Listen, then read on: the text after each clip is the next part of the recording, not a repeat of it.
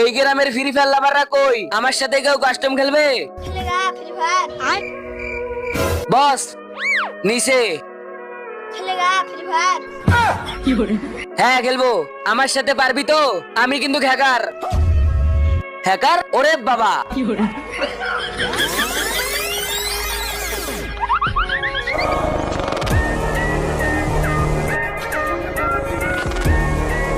ছোট আমার সাথে কাস্টম খেলবি?